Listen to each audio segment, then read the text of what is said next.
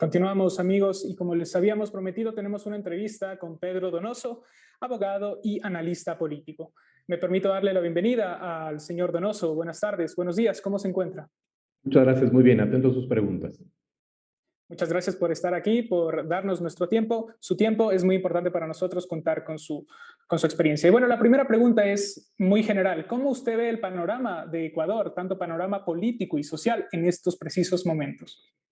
Es muy importante, digamos, lo que usted acaba de decir, ¿no es cierto? Esta no es solo una tensión política, también tiene un halo de tensión social y lo estamos viendo ahora, ¿no es cierto?, con este anuncio de esta manifestación. Creo que es supremamente importante identificar un elemento fundamental, que es del estado de ánimo. Yo siempre que hago análisis político, análisis de lectura de contexto, cuando recibo cuantitativo, es decir, cuando recibo encuestas, en vez de correr a ver cuánto le valoran al presidente, siempre voy a ver el estado de ánimo de la población. Ustedes se dirán por qué. Y es finalmente porque cuando una población tiene altos índices de pesimismo, ¿no es cierto?, es más fácil que su frustración se vuelque a las calles.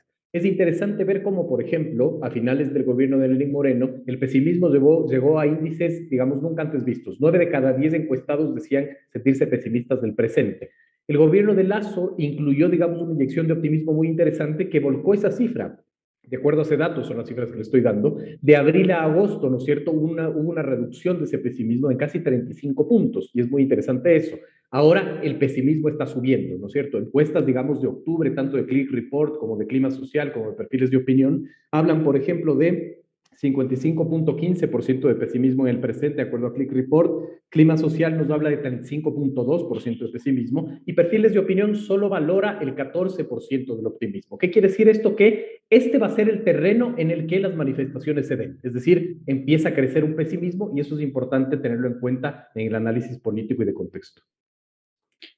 Gracias, Pedro. Y bueno, como nos comentaba usted y sabemos, este gobierno está comenzando y ya vemos este tema de las manifestaciones, pero usted, ¿cuál debería ser la posición del gobierno respecto a estas manifestaciones de las organizaciones sociales? Un hecho político como las manifestaciones en sí mismo siempre hay que analizarlo dentro de un contexto, no son manifestaciones que nacen de la nada. Y un hecho político siempre hay que analizarlo en el antes, en el durante y el después. Creo que esta es un escenario en donde tanto el gobierno como los movimientos sociales, es decir, la oposición desde la periferia, empiezan a jugar el juego del posicionamiento político. ¿Qué quiero decir con esto? Que si, por ejemplo, las manifestaciones son muy débiles, ¿no es cierto?, los movimientos sociales empiezan a perder su poder político, ¿no?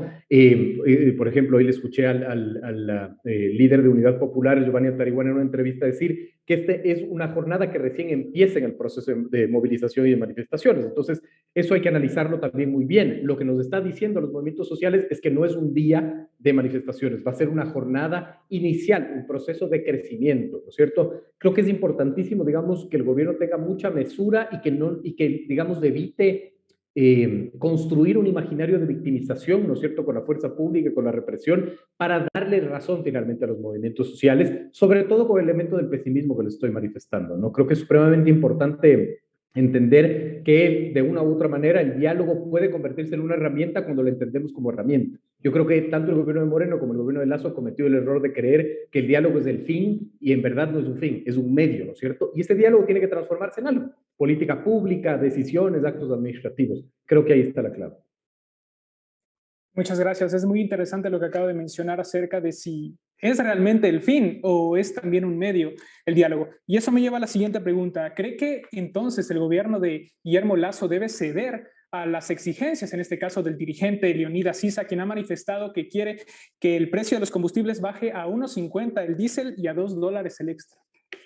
Digamos, yo poco podría decir, el momento que soy un analista de contexto, decir qué debe hacer o qué no debe hacer el gobierno, finalmente, ¿no es cierto? Lo que creo que falta es mucha estrategia política y mucho entendimiento, es decir, porque ya se puede entender como una cesión, ¿no es cierto?, el haber congelado los combustibles, y fue una cesión, digamos, entendiendo como lo manifestaron los movimientos sociales, con trampa. Entonces, ahora volver a ceder, creo que no lo va a hacer el gobierno, más allá de si yo estoy de acuerdo o no, creo que no lo va a hacer. Habrá que encontrar, digamos, un punto medio, pero volver a esto, ¿no es cierto? Hay que entender que tanto el diálogo como las manifestaciones son medios para llegar a un objetivo. Eso es lo primero que hay que entender. digamos, los movimientos sociales no salen a las calles por manifestarse, ese no es su objetivo. Su objetivo finalmente es del juego político, es el tener un espacio finalmente en la discusión y en el debate, es el ser el contradictor legítimo del gobierno. Eso buscan los movimientos sociales. El gobierno tiene que entender, digamos, que la movilización en sí mismo tampoco es un objetivo concreto a combatir, sino el contexto, ¿no es cierto? Tiene que tener más estrategia política, más información, más metodología, etcétera. ¿Usted cree que en este contexto de las manifestaciones se vaya más allá para el objetivo de una destitución del presidente? ¿Que ese sea el objetivo? Yo creo que ese puede ser un objetivo colateral, no, digamos, habría que analizarlo correctamente. Creo que lo primero que le podría pasar a los movimientos sociales es que de una u otra manera, ¿no es cierto?, el gobierno caiga, porque cuando los movimientos sociales no tienen un gobierno con qué combatir, se acaba el juego de la política. El juego de la política es de protagonistas y antagonistas, ¿no? Si se acaba tu antagonista, no tienes con qué pelear, por lo tanto no puedes construir el imaginario de, digamos, opciones, ¿no es cierto? Lo mismo le pasa a los movimientos sociales y lo mismo le pasaría al gobierno.